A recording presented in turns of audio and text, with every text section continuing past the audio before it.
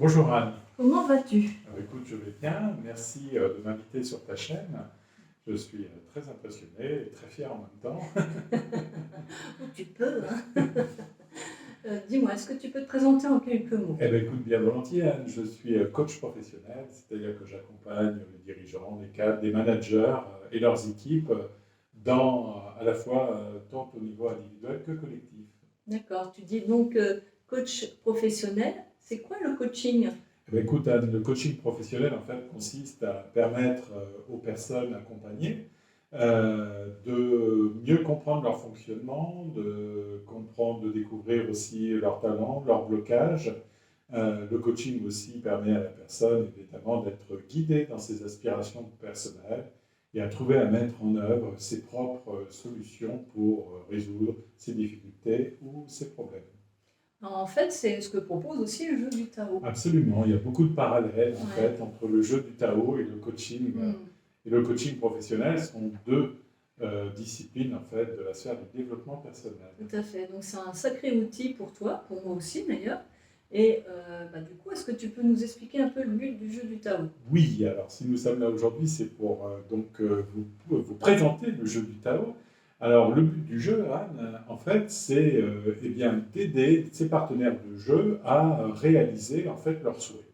Voilà, c'est pas une mince affaire, hein. Non. Il s'agit de devenir le héros de sa propre légende.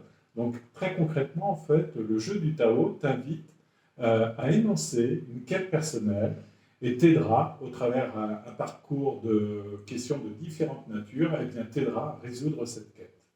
Alors par quête, en fait, on entend des aspirations, des projets que l'on peut avoir. Oui. En général, ce sont des choses que l'on n'arrive pas à mener à bien tout seul, d'où justement le jeu du Tao. Et parmi ces quêtes, eh bien, il peut y avoir des quêtes très matérielles, comme des quêtes beaucoup plus existentielles. Et si je donne des exemples, ça peut être par exemple avoir le souhait de manger moins de sucre, de prendre soin de son corps. Voilà, par exemple, ça peut être arrêter de couper la parole tout le temps aux gens, si on remarque que chez nous c'est une tendance un peu délétère. Ça peut être devenir manager, créer sa propre boîte, ça peut être savoir garder une relation de couple, par exemple, ça peut être écrire un livre, voilà, ça peut être créer son site internet, arrêter de se justifier, enfin voilà, vous voyez, on peut multiplier les exemples et je suis sûre que si vous vous interrogez intérieurement, vous pouvez trouver aussi assez facilement. Oui. Et le joueur trouvera d'autant plus de bénéfices dans ce jeu du Tao que sa quête lui tient à cœur. Voilà, il est très important que ta quête te tienne à cœur. Voilà, et qu'elle vous tienne à cœur et pas que ici. On a fait l'expérience, Laurent et moi, justement, avec des quêtes qui venaient plus d'ici. Ça ne fonctionnait pas forcément avec le jeu. Ça ne correspondait pas. Voilà. Vous allez comprendre peut-être pourquoi après. Mais en tout cas, il est important que ça vienne de vous et pas de quelqu'un d'autre non plus. Que ce ne soit pas une aspiration de quelqu'un d'autre pour vous, un projet qu'aurait quelqu'un d'autre sur vous. Mais que ça vienne vraiment de vos tripes. Absolument. Alors Anne, maintenant, on peut voir concrètement comment se déroule le jeu. Donc, vous avez devant nous le Taoban. Donc, le Taoban est le tapis sur lequel nous jouons. Vous avez sur ce Taoban disposé en fait 4 mondes. Le monde de la terre, le monde de l'air, le monde du feu et le monde de l'eau. Alors, ces différents mondes, en fait, Anne, correspondent à des types de questions différents. Alors, on va prendre quelques exemples. On va commencer par le monde de la terre. Le monde de la terre sont des questions qui t'invitent à clarifier, qui invitent le joueur donc à clarifier le désir énoncé. Alors, je vais prendre un exemple, une carte tirée dans le monde de la terre. Comment est né ton désir? Où? Quand? Dans quelles circonstances précisément? Raconte. Et donc, le joueur qui tire cette carte est invité à raconter devant les autres joueurs et évidemment, les autres joueurs lui feront un retour sur ce qui est dit. Voilà. Et le joueur s'exprime dans un temps imparti. Sinon, ça part dans tous les sens. Absolument. Voyons ensuite le monde de l'eau. Alors, le monde de l'eau sont des questions qui invitent le joueur à identifier, répertorier les qualités dont il dispose pour réaliser sa quête. Alors, prenons là aussi un exemple d'une question du monde de l'eau. Sur quoi peux-tu compter pour réussir ta quête? Tes atouts, tes appuis, tes relations, tes talents innés et acquis. Mhm. Tu as ensuite des questions du monde du feu, si je ne me trompe pas. Alors, les questions du monde du feu, en fait, sont des questions pour te permettre d'identifier les obstacles qui te bloquent et qui te permettent aussi de reconnaître tes peurs. Voilà. Un exemple de question du monde du feu, y a-t-il des risques pour toi à réussir cette quête? Lesquels? Et puis enfin, tu as des questions qui appartiennent au monde de l'air. Alors les questions au monde de l'air, en fait, sont là pour aider le joueur à préciser son engagement et à savoir quel prix il est prêt à payer pour la réalisation de cette quête. Un exemple de question là aussi, donc du monde de l'air, à quoi es-tu prêt à renoncer pour obtenir ta quête? Pas rien, hein, ça fait Non, c'est pas réfléchir rien. tout ça. Hein. C'est engageant. Voilà, mais c'est engageant. Ouais. Et le joueur s'exprime et à chaque fois, les partenaires expriment aussi ce qu'ils ont ressenti de ça. Mais voilà, tout ça est codifié. Si vous voulez savoir vraiment comment ça se passe, les règles du jeu et tout, bah, il faut venir.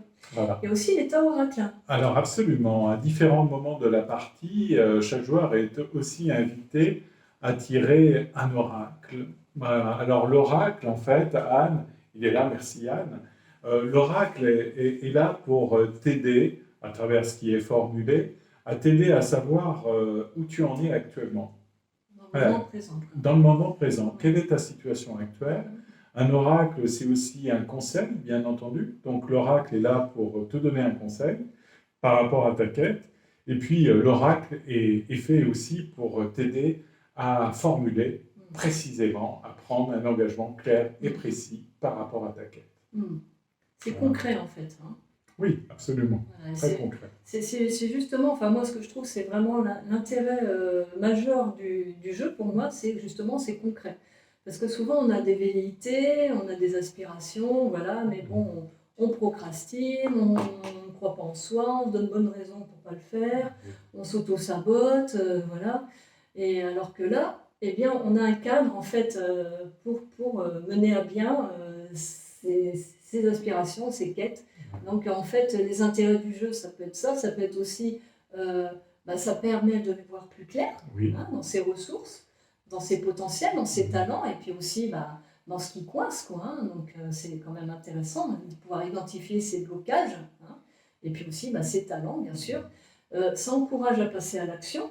Donc on y va, on ne reste pas juste dans l'idée j'aimerais bien, mais je peux point. Non, là, on y va, quoi. Hein. Et puis surtout, on n'est pas seul. Parce qu'on a ces partenaires-là, puis voilà, ils ont un rôle bien particulier. Voilà. Et puis aussi, nous, en tant qu'animateurs, on est là aussi pour cadrer. Parce que vous imaginez bien que dans ce genre de jeu, sinon, ça peut partir dans tous les sens. Donner des conseils, interpréter, être dans le jugement et tout ça. Alors que là, on apprend aussi à être dans l'écoute. Le rôle de l'animateur est de poser un cadre bien précis au début du jeu. Et c'est vrai qu'au-delà de tous les intérêts que tu viens de citer, on trouve aussi dans ce jeu un espace d'écoute, de bienveillance, d'entraide, de coopération. Bref, on y trouve là tous les ingrédients en fait, de l'intelligence collective. C'est un jeu, le jeu du Tao, qui au-delà de son originalité, est un jeu d'intelligence collective, c'est-à-dire qui permet de créer, de co-créer ensemble des options, des solutions, voilà, et qui mobilise toutes les ressources autour de la table. Donc, voilà, au-delà du côté évidemment convivial et ludique du jeu en lui-même. Oui, tout à fait. Eh bien, écoutez, si tout ça, ça vous a intéressé, hein, et si vous avez envie de jouer, sachez que Laurent et moi, nous allons co-animer des parties de jeux du Tao à la journée ou à la demi-journée. Voilà, donc les dates seront sur mon site www.anjamelo.com, donc ça sera dans le descriptif. Et aussi, on fera des annonces sur les réseaux sociaux en temps utile. Voilà, et bien écoutez, on vous dit, j'espère, à bientôt. À très bientôt. Voilà. Et puis à bientôt. Au revoir à tous. Voilà, au revoir. Alors j'éteins comme ça parce que la télécommande, elle ne marche pas.